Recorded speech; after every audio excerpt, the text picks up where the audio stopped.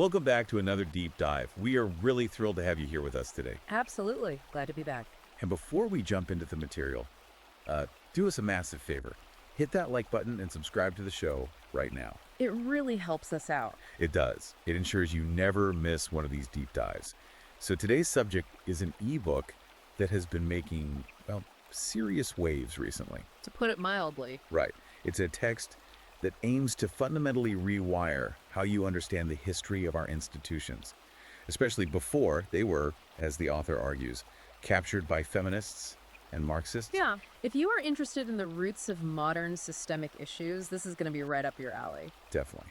And if you find yourself hooked by the end of our discussion and you want to dig into the source material yourself, you can check out Amazon Kindle and Google Play Books to purchase it. You can also follow the author directly. His handle is @ConradNRiker on Substack. So, the mission of this deep dive today is to provide a comprehensive analysis of this highly controversial 2026 ebook. It's titled Feminism's Trojan Horse: How Female Power Destroys from Within by Conrad Riker. A very provocative title. Very. We are going to meticulously map out the author's philosophical framework, his specific historical claims, and his proposed solutions for the modern man. But before we get into the weeds here, I need to make a very crucial clarification for you, the listener. Yeah, this is important. The source material we're examining today is highly politically charged. I mean, it dives headfirst into intense debates about gender, society, and how our modern institutions, from courts to corporations, were built and potentially captured. Right. So we want to explicitly state that we are not taking sides here. We are not endorsing, nor are we condemning the viewpoints presented in this book. Exactly. Our goal today is just to act as your impartial guides. We are objectively reporting on the ideas and the arguments contained within the original text so you can fully understand the author's perspective. We're just here to look at the architecture of the argument. And the hook of Riker's premise is guaranteed to grab your attention. His core thesis is that modern feminism is not and never was an equality movement. Right, he argues it's something entirely different. He argues that it is a parasitic extraction mechanism, and he claims its roots stretch from the original sin in the Garden of Eden, straight through history, right into the modern corporate HR department. It is a massive historical and ideological timeline he constructs. He doesn't just look at the last 10 years or so. No, he attempts to rewrite the entire historical narrative of gender relations. Okay, let's unpack this, because he literally starts in the Garden of Eden. He does. Riker details what he calls the Edenic pattern. He frames the story of Eve not just as a theological event, but as the very first transaction in human history. According to the text, Eve traded the eternal safety and provision provided by Adam for a vow of hidden knowledge and power from a serpent. And he uses that ancient story as the foundational blueprint for his entire theory. He argues that this Edenic pattern is the eternal temptation to prioritize subversive power over stable protection. It's a heavy framing. It is. And what's fascinating here is how he draws a direct historical line from that original transaction to the 1848 Seneca Falls Convention. Which most of us are taught was the glorious birth of the women's rights movement. Right, the convention where the Declaration of Sentiments was signed. We are usually taught that was the moment women stood up against tyranny. So how does Riker frame it differently for the reader? He argues that the Declaration of Sentiments actually manufactured a grievance by deliberately misrepresenting the past. He focuses heavily on the legal concept of coverture, which was the law of the land back then. Coverture meaning the legal status of a married woman? Exactly. It essentially meant that a woman's legal rights and obligations were subsumed by those of her husband. Modern history views this as pure oppression. Riker, however, points out that under coverture, husbands were legally liable for their wives' actions and debts. A man could literally be thrown into debtor's prison if he couldn't maintain his wife's standard of living. So he's saying it was a system of absolute male liability, not just male authority. Exactly his point. Riker claims the women at Seneca Falls demanded to dismantle that system. They wanted the privileges and autonomy of full citizenship, but without assuming the responsibility. Right, without the corresponding life or death responsibilities that men held, like the military draft or the crushing burden of absolute financial liability. He views it as a demand for power without consequence. That is a total inversion of the standard historical narrative. And from there, he traces the ideological lineage forward. Yeah, he points out that the actual word feminism wasn't coined by a woman. Right, it was coined by a utopian socialist named Charles Fourier in 1837. And he follows this ideology through Friedrich Engels' 1884 work on the family, right up to the critical theory of the Frankfurt School. Let's unpack the Frankfurt School connection, because that term gets thrown around a lot, but Riker uses it very specifically here. The Frankfurt School popularized critical theory in the mid-20th century. Traditional Marxism viewed the world strictly through the lens of class struggle, the wealthy factory owners oppressing the working class. Right.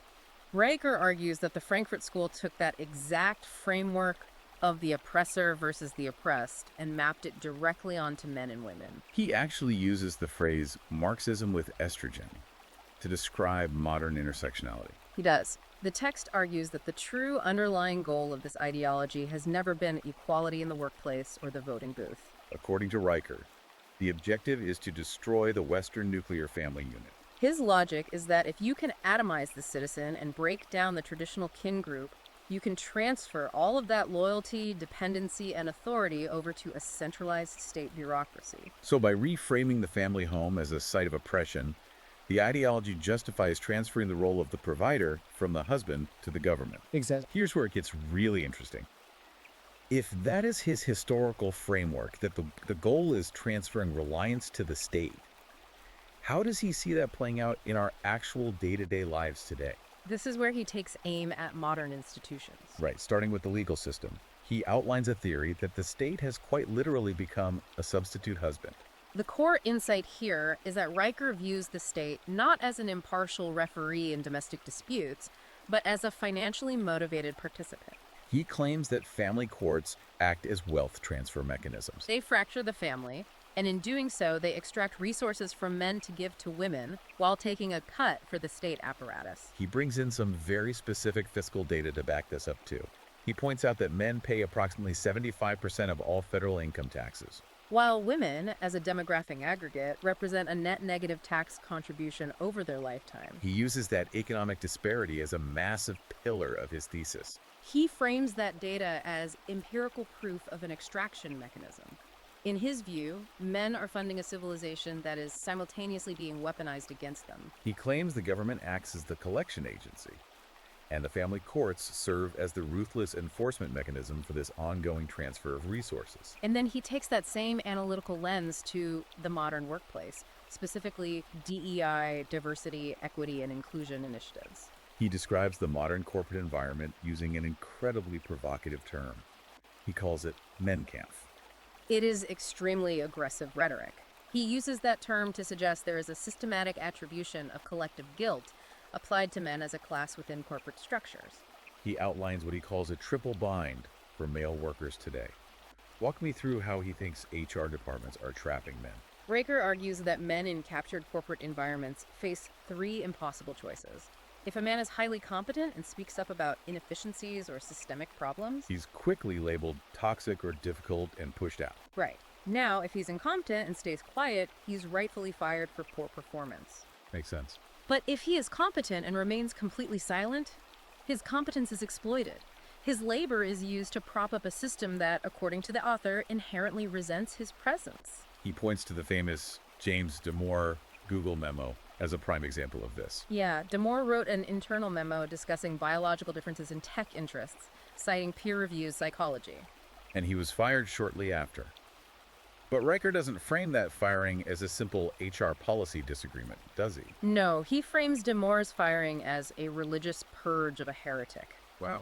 Riker argues that feminized institutions, like modern corporate HR, operate on emotional consensus and conformity rather than objective logical analysis. Therefore, when someone like Damore presents objective data that contradicts the emotional consensus of the group, it isn't treated as a scientific debate. It's treated as an act of violence. So if HR departments are enforcing this specific corporate culture, it begs the question, where did they learn to operate this way? Riker points the finger directly at the university system that trained them. The text paints a picture of educational institutions that have entirely abandoned the pursuit of objective truth in favor of manufacturing grievances.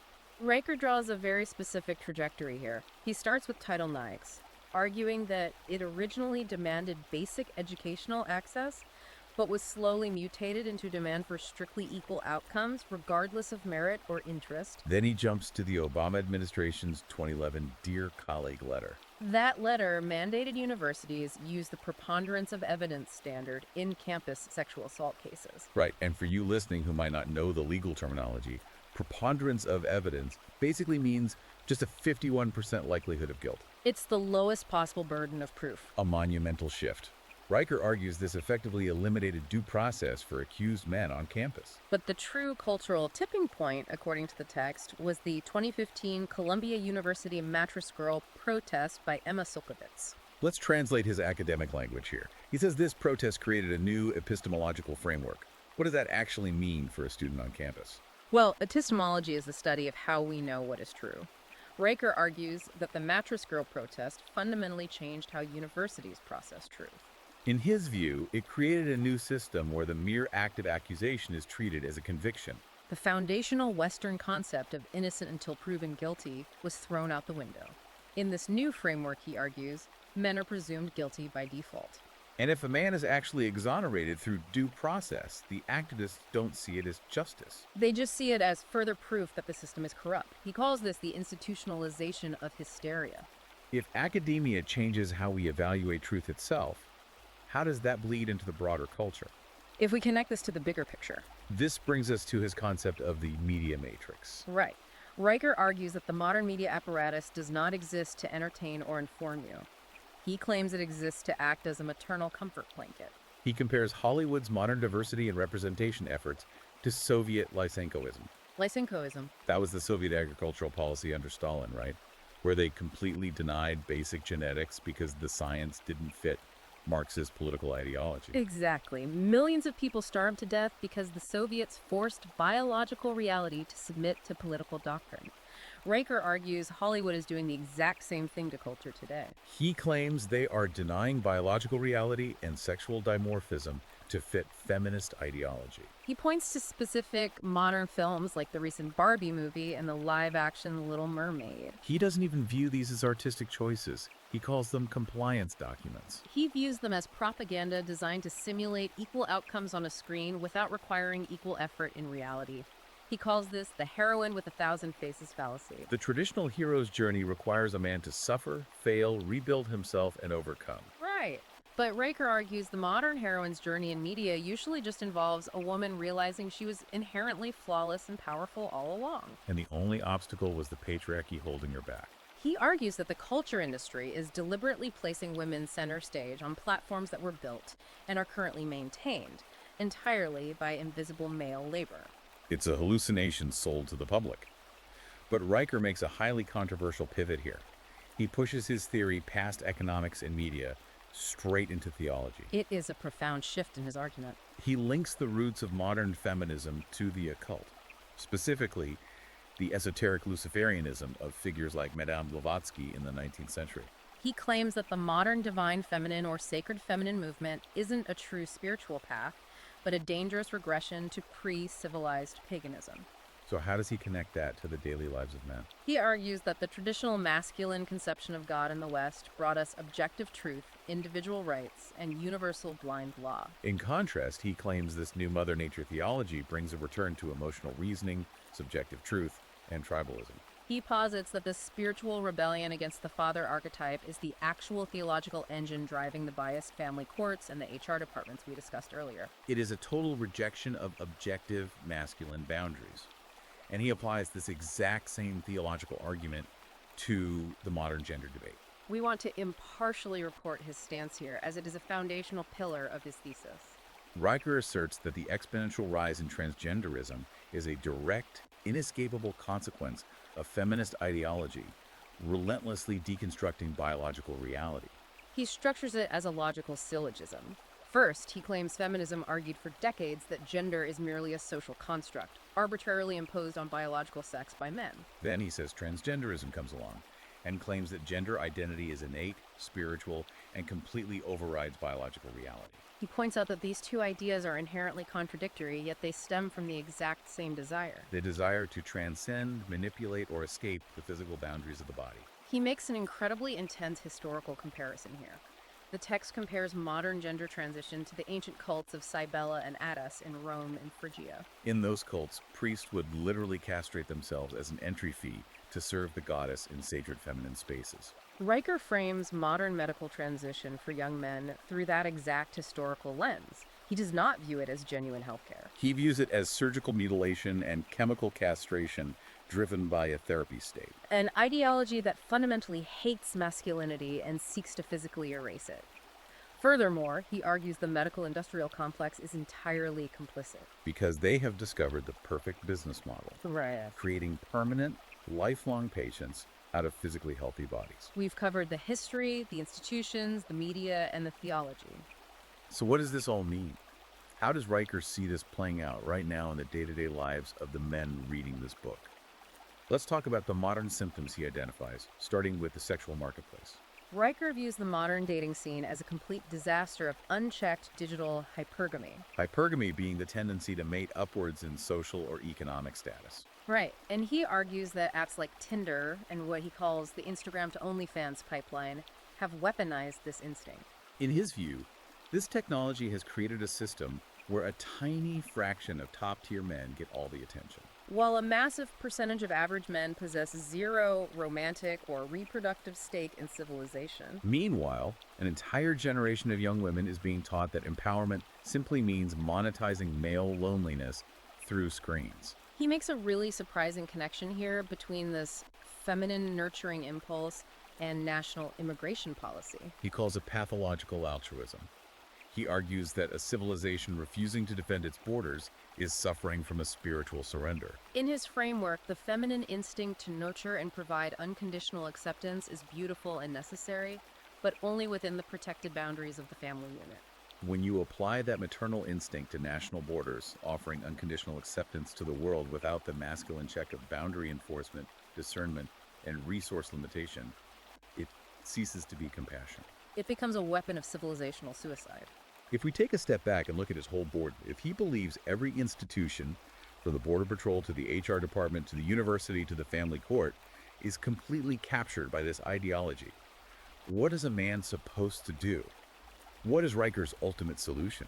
This raises an important question, and his solution is absolute and uncompromising. He tells his readers to go Galt. That's a direct reference to Ayn Rand's novel Atlas Shrugged, where John Galt leads the productive, logical members of society to simply go on strike and withdraw their labor from a corrupt system. Exactly. Riker explicitly tells his readers not to attempt to reform captured institutions. He says you cannot fix the asylum from within. Trying to reform a system that was specifically designed to extract your labor while demonizing your existence is, in his words, suicide disguised as virtue. Instead, he advocates for building a parallel polis, or the New Jerusalem. He wants men to construct entirely new parallel institutions that are structurally immune to feminist capture. He gives very tactical implementation steps for this. He calls them the stones of this new civilization. Walk us through them. The first stone is economic independence. He advocates for using Bitcoin and cryptocurrency to completely bypass central banking and fiat currency. Protecting your assets from what he views as an extractive feminist state. The second stone is career independence. He urges men to utilize the gig economy, freelancing, and specialized consulting to bypass corporate HR commissars and DEI mandates entirely. And the third stone is information independence, utilizing alternative media platforms like Rumble, Substack, and X to completely circumvent narrative control and censorship. It's a strategy of starving the beast. If the system requires male labor, male tax revenue, and male infrastructure to survive, which he argues it absolutely does, then the ultimate weapon isn't protesting. It's the quiet withdrawal of those things. The host walks away, and the parasite starves. To conclude his framework, he calls for a cultural and spiritual return to what he calls the three sacred masculine archetypes. He says these have been systematically pathologized by modern society and desperately need to be restored. First, there's the builder, the man who transforms raw matter into infrastructure through logic and effort. Second, there's the protector, the man who willingly absorbs risk and danger so that society can flourish behind his shield. And finally, the logician, the man who subjects his own emotions to reason and objective truth. Riker argues that removing these three archetypes from our culture removes the very possibility of civilization itself. It is a massive, sweeping thesis that reinterprets virtually every aspect of modern society through this specific lens of gynocentric capture and masculine withdrawal, which leaves us with a profound final thought to mull over. Right. If we take Riker's proposed solution to its logical conclusion, if this parallel polis is actually achieved, if the builders, the protectors, and the logicians listen to this book and completely withdraw their labor, their taxes, and their participation from mainstream institutions to create a separate digital and economic monastery, what happens to the shared reality of a nation? It's a huge unknown. Can two entirely parallel civilizations, one operating on this new decentralized masculine framework, and the other remaining in the legacy institutions, truly coexist in the exact same physical space? Or does the complete separation of the productive class inevitably lead to a sudden and total collapse of the original societal structure? It is a question that challenges the very foundation of how a country holds together. And it's a heavy question to leave you with. But exploring those deep architectures of thought is exactly what we do here. Absolutely. We hope this deep dive gave you a thorough understanding of the arguments laid out in the text and helped you see the history of these institutions through the author's eyes. Before you go, please remember to hit that like button and subscribe to the show so you never miss a deep dive like this. And as we mentioned at the top, if you want to explore the source material and examine these arguments for yourself, you can check Amazon Kindle and Google Play Books to buy the ebook. And you can follow the author at Conrad and Riker on Substack. Thank you so much for joining us on this deep dive, and we will see you next time.